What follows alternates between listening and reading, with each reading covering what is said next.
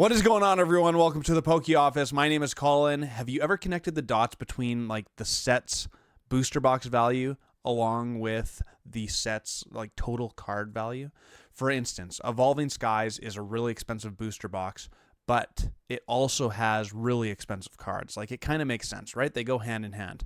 But if you connect those dots, like, we can kind of foreshadow what sets in Scarlet and Violet era are going to be really good investments. However, not following that, I think there's one contender that actually isn't at the top of the list in terms of card value of the set, but I think this contender is going to be the next $20 booster pack.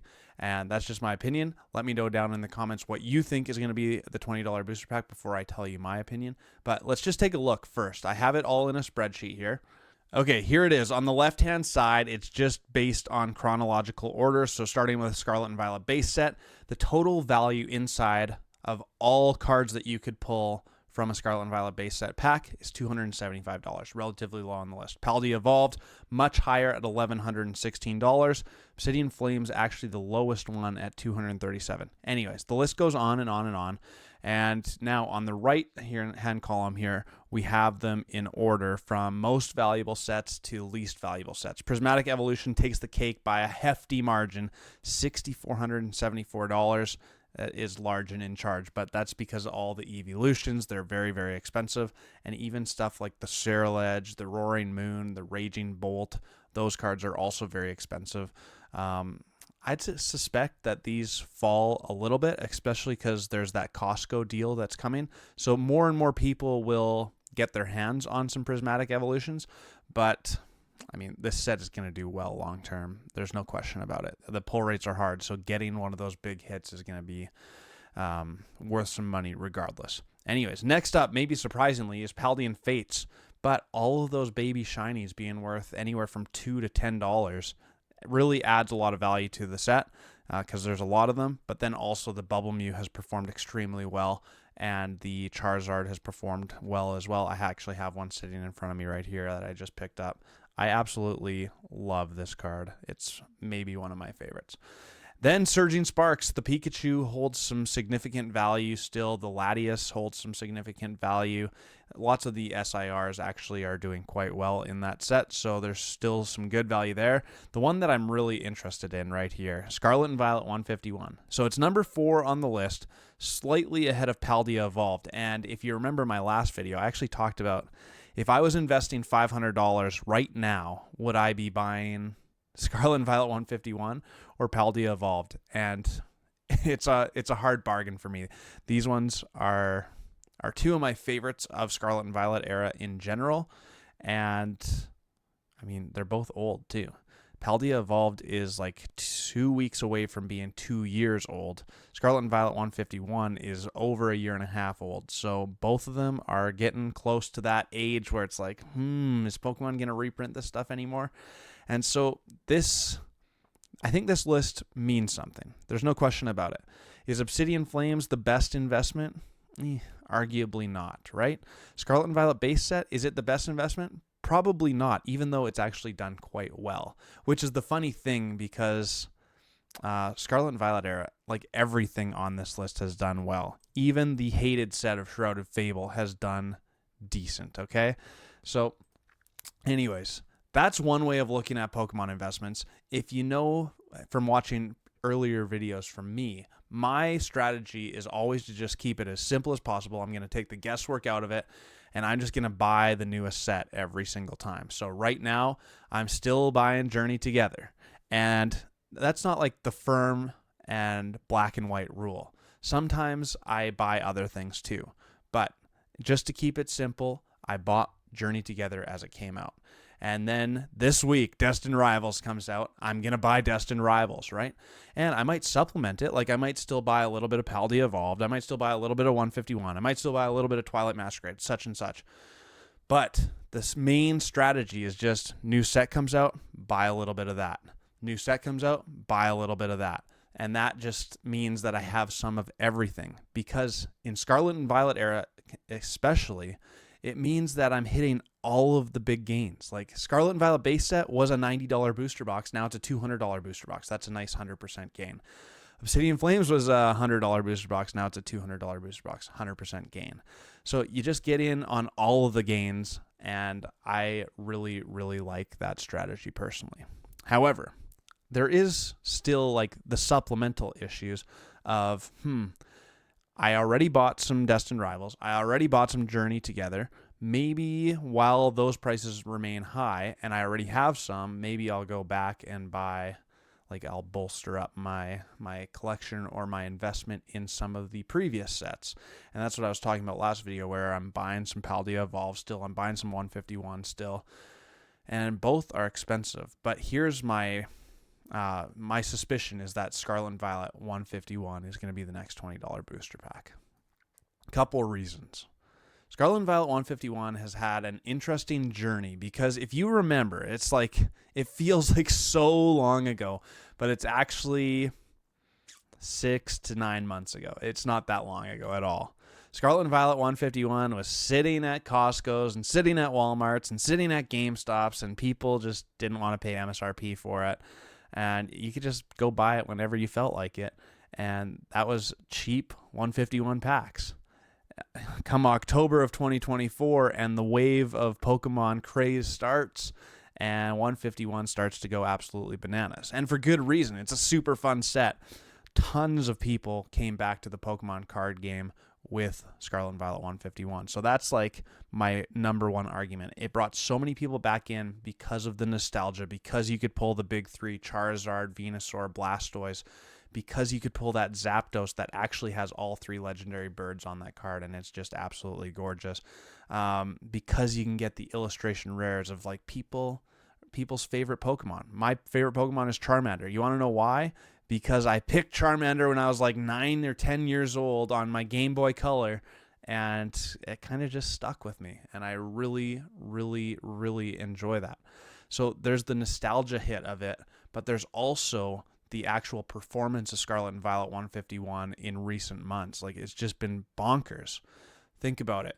The 151 Elite Trainer box is currently at $225.71 in the market price. The most recent sale, $234.98. These things are selling like 9 items sold, 10 items sold. So anywhere from 5 to, that was the big sale day, 5 to 15 over the last 3 months on a pretty regular basis. These things are selling, and for big prices. It, like, seriously, 6 to 9 months ago, this thing was going for $60 to $90. 6 months ago, $109. A year ago, so this is like, August last year, $65. My goodness, right? Like, this thing has just had huge growth. It's like almost 4 times, 3.5 times what it used to be worth less than a year ago. Same with the Pokemon Center exclusive Elite Trainer box. This thing is absolutely wild. Most recent sale, $500. Market price is $465. A year ago, this thing was $109, and then up to like $120, $130. So this thing didn't do anything, and then all of a sudden the Pokemon craze hit. And this even started before the big Pokemon craze in like October right here. That's when it started really going wild. But even in August, it was starting to gain. Another thing, the Ultra Premium Collection, there were pallets at Costco that just were not selling. This is how crazy this is. If we take a look at the year, these things were $100. I bought them at Costco for $119. I bought a few of them. Like 119 Canadian dollars, I should say. So absolutely wild stuff. Now, $340. Now the market price has dipped a bit. But most recent sale, $365. So these things are just still absolutely bananas. The booster bundle. Right now, these cost me $100 Canadian each if I want to add more inventory to the Poke Office. And they're $67.89. Like, that's wild stuff. So that's right in line. It's $100 Canadian, because the Canadian dollar is not very good. These used to be $40 a year ago. So there's just been huge growth on this set.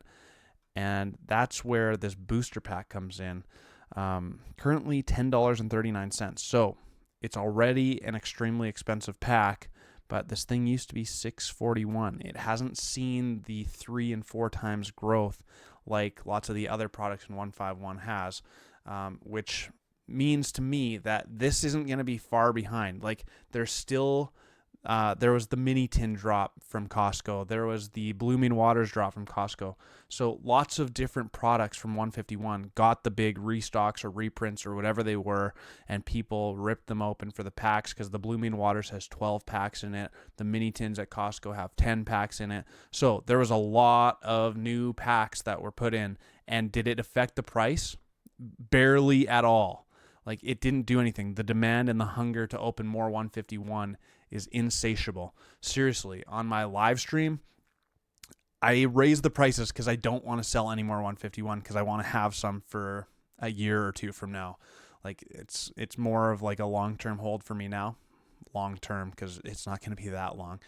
But I want to save some for when it's a $20 pack, and I raised the price, so I still have it available if people really want it. And people still buy it. Like, people still want to rip 151. The last thing I'm going to say about this topic is that when is Pokemon going to have time to reprint 151? Like, seriously, it's a year and a half to 2 years old. It came out on September 22nd in 2023, if I remember correctly. So it's getting closer to being 2 years old. And Pokemon still is in a world of hurt in terms of the reprint schedule. Like, they need to reprint Paldean Fates. They need to reprint Twilight Masquerade. They need to reprint Surging Sparks. They definitely need to reprint Prismatic Evolutions.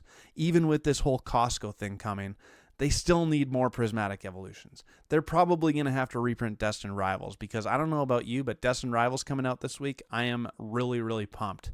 Lots of people I'm seeing online are saying that it's mid, and I was a little bit critical of it as well because I don't particularly like the Mewtwo artwork, but the set is going to be like definitely the best main set out of Scarlet and Violet era. You have a Mewtwo card, and whether you like it or not, it's Mewtwo with Giovanni on it. It's going to perform well. The Moltres is absolutely gorgeous, and two of my favorite cards probably ever in Cynthia's Garchomp and Ethan's Ho-Oh are part of Destined Rivals from Heatwave Arena, and those cards are absolutely magnificent. Like, arguably my two biggest chase cards of all Scarlet and Violet era. Like, I need to pull those for sure, and I definitely am going to be wanting to add those to my Gem Mint 10 collection. So, I don't know, I got off on a side rant, but there's so many things that Pokemon needs to print. Plus, we have heard lots from different people and different sources on PokeBeach and on YouTube and on all the things, right? That Pokemon's printing schedule is always like 6 to 12 months in advance, probably 8 or 9 months to be realistic. So they're already printing like into the first and second quarter of 2026. Right? That's what they're planning for. They, I'm sure, have reprint windows to like, hey, we need to do this, we need to do that. But there's so many things to fill, and arguably not enough time to do it. So Scarlet and Violet 151, back to the original conversation, where's it going to get more time to get more packs reprinted? And the whole Pokemon thing in general. Pokemon is in such high demand right now. Like, I was watching Danny Phantom today as I'm recording this, and he put his last password for his Destined Rivals drop. It was sold out in 4 minutes. Like, bots aren't the problem. I have so much to say about that, but maybe another video, right? Like, the demand is so high. There's thousands and thousands and thousands of people vying for booster boxes and booster bundles and elite trainer boxes. They're gonna be gone right quick. So 151, like, I don't even know what to say. There was so much stuff that got brought to Costco, and it got wiped out in hours. And sure, some people are holding on to hordes of it. There's no question about it. But there's lots of people that just want to rip it. So, like, what are you going to do? The whole point is to talk about that. I think Scarlet and Violet 151 is going to be the next $20 pack. So right now I'm looking at it again. It's $10.39, so it basically has to double. And what we've seen in recent months in Pokemon is that there's lots of doubling happening. I think Scarlet and Violet 151 is next. The writing is on the wall. Let me know if you agree or not down in the comments below. Hopefully you enjoyed the video. Hit the like button, hit the subscribe button if you did. And yeah, I'll talk to you again real soon. Come check it out. We will have Destined Rivals on the live stream coming up this Thursday night, 4 p.m. Pacific, 7 p.m. Eastern Time. Appreciate y'all for watching, and I'll talk to you soon. Peace!